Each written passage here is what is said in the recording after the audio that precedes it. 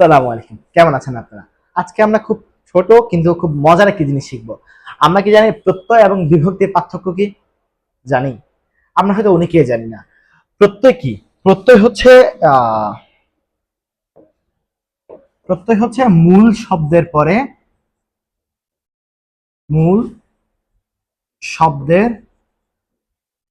শব্দের পরে অতিরিক্ত অতিরিক্ত অতিরিক্ত বর্ণাংশ। প্রত্যয় হচ্ছে যে মূল শব্দের পরে অতিরিক্ত বর্ণাংশ।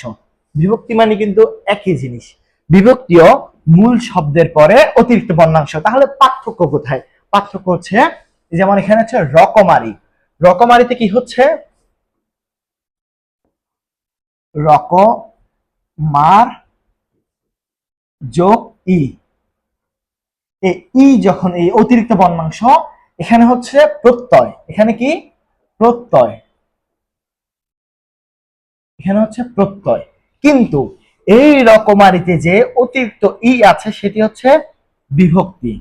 সেটি হচ্ছে বিভক্তি।